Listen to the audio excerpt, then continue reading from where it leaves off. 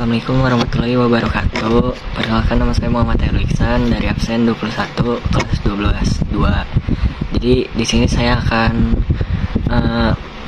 mengumpulkan tugas remedial dari Bu Ajeng mengenai evolusi.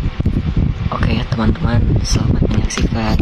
Nah sekarang kita masuk ke pengertian dulu ya teman-teman. Jadi evolusi itu proses perubahan bertahap yang terjadi pada makhluk hidup dari waktu ke waktu selama jutaan tahun.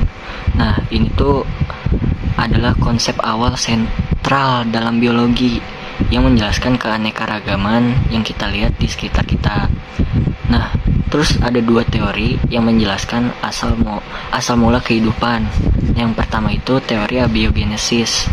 Nah, jadi teori ini tuh menyatakan bahwa kehidupan berasal dari materi tak hidup. Nah, yang kedua, teori biogenesis. Nah, ini kelainannya dari abiogenesis. Jadi, kalau biogenesis ini menyatakan bahwa kehidupan hanya dapat berasal dari kehidupan yang sudah ada. Gitu, teman-teman. Nah, selanjutnya kita masuk ke mekanisme evolusi. Jadi, yang pertama ada mutasi. Mutasi ini tuh peristiwa yang menyebabkan terjadinya perubahan pada frekuensi gen sehingga mempengaruhi fenotip dan genotipnya. Yang kedua ada seleksi alam. Jadi setiap makhluk hidup harus mampu beradaptasi dengan perubahan lingkungannya sehingga dapat lolos dari seleksi alam dan mampu bertahan hidup. Nah, makhluk hidup yang mampu bertahan hidup dapat melakukan rekombinasi seksual untuk melestarikan keturunannya meskipun sifatnya tidak identik. Nah, yang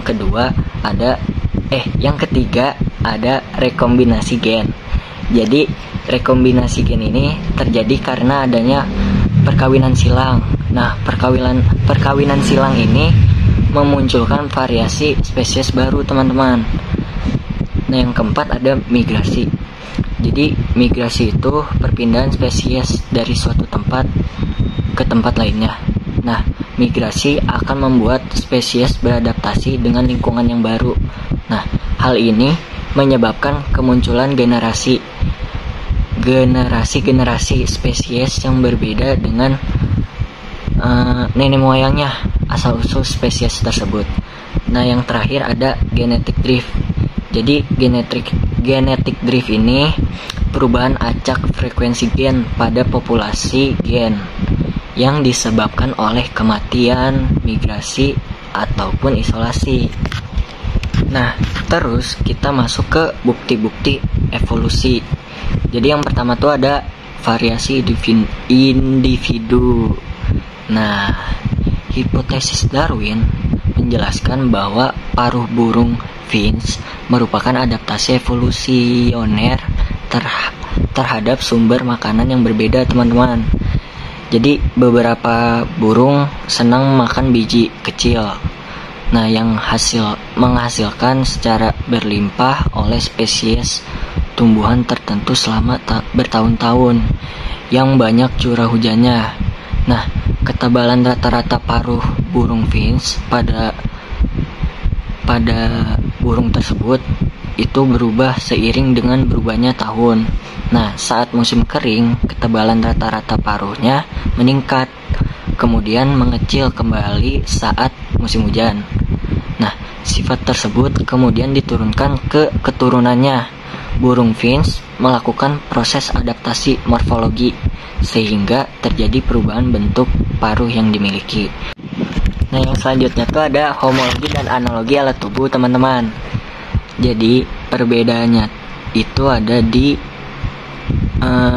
bentuk struktur tulangnya sama fungsinya. Jadi kita bisa bedain pakai dua cara itu. Kita masuk ke pengertiannya dulu, teman-teman. Jadi homologi itu struktur tulangnya sama tapi fungsinya berbeda. Nah, kalau analogi itu struktur tulangnya berbeda, fungsinya sama. Nah, kita ambil contoh homologi dari ikan paus sama manusia, tangan manusia, teman-teman. Jadi kan bentuk tulangnya tuh sama, tapi fungsinya berbeda. Kalau tangan manusia fungsinya buat mengambil lah, buat pokoknya bisa buat makan juga. Nah, kalau di ikan paus itu tuh fungsinya buat dia berenang di laut kan. Nah, terus kita masuk ke contoh analogi teman-teman. Kita ambil contoh sayap burung sama sayap kelelawar.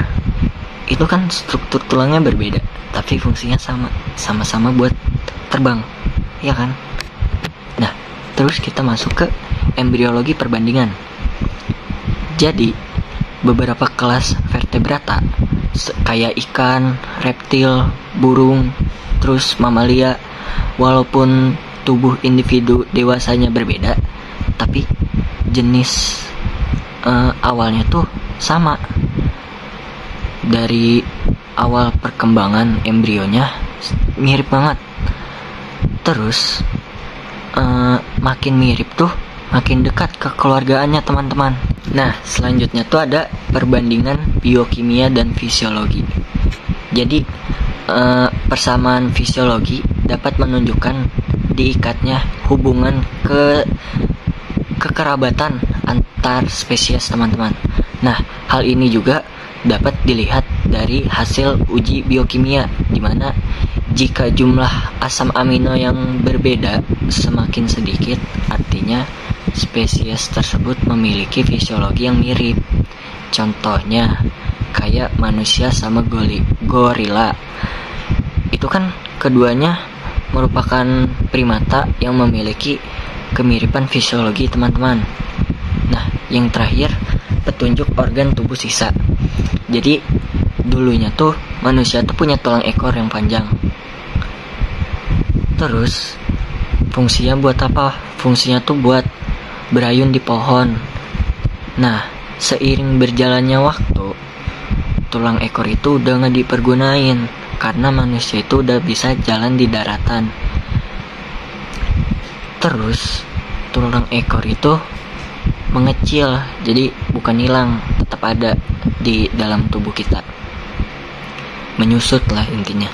Jadi pada manusia modern, tulang ekor ini berfungsi sebagai penopang otot untuk mendukung gerakan kayak duduk, berbaring, terus juga menopang posisi anus teman-teman. Nah, jadi tuh evolusi itu bukan cuma teori doang, tapi ada juga fakta yang didukung oleh banyak bukti. Nah, itu tuh semua adalah proses yang terus berlanjut dan kita dapat melihatnya terjadi di sekitar kita. Jadi memahami evolusi itu sangat penting untuk banyak alasan. Ini tuh membantu kita untuk memahami keanekaragaman hayati, terus mengembangkan obat-obatan baru, terus melindungi lingkungan juga kan.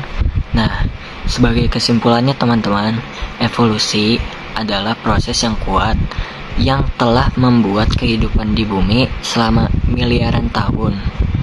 Nah, memahami evolusi itu sangat penting untuk berbagai bidang, dan kita saling memiliki tanggung jawab untuk menjaga keanekaragaman hayati yang luar biasa ini. Oke, cukup sekian dari video ini. Kurang lebihnya mohon maaf. Assalamualaikum warahmatullahi wabarakatuh.